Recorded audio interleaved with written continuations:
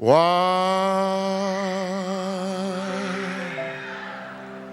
should I feel discouraged?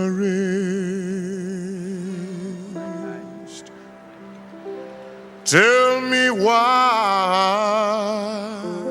He didn't say much. He would listen, and then by the time you finish the conversation, you come to the conclusion that I know the answer already. The answer was already within myself.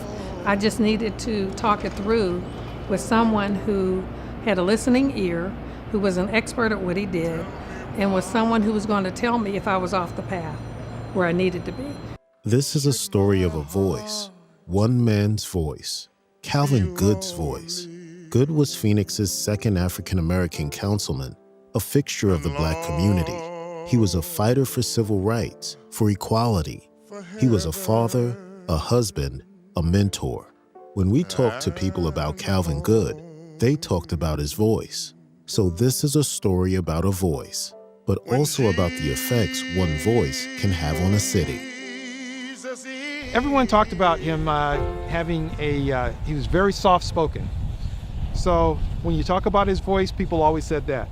I think that what they also saw was, even in his being soft-spoken, if he needed to get a point across, he got his point across. There was no question as to where he stood, no questions as to his expectations, none of that. So he had a quiet way of making sure that what he was passionate about came across. He would always challenge your belief about what was possible and what was tangible underneath a system of government that's open to the people. And so I learned from him that there's not a no anywhere in the midst of the why not. You know, you have to always continuously move forward and be progressive minded and be an agent of change. His voice was soft, and I don't mean that in a pejorative way. It was just an even tone.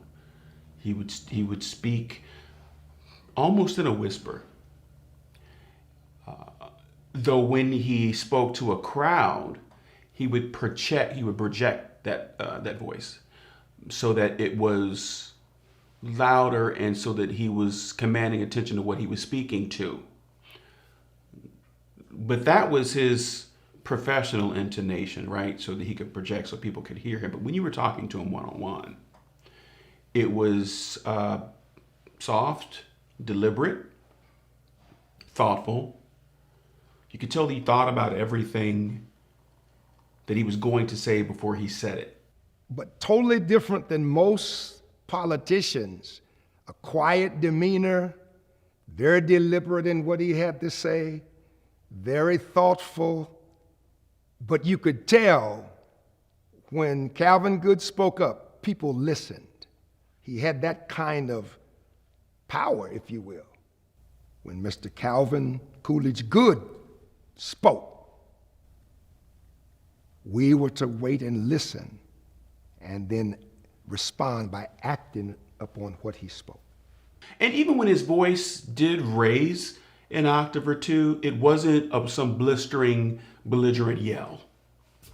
And so it was fascinating to study that, to observe it and study that from my perspective, to see someone, even though they are in the midst of something guttural, visceral, very passionate, not shift their presentation all that much. He had a supreme command of his own presence. I think we made progress, but yet we have not achieved where we are. I know we say we're a republic, not a democracy, but practicing one nation under God, all of those things.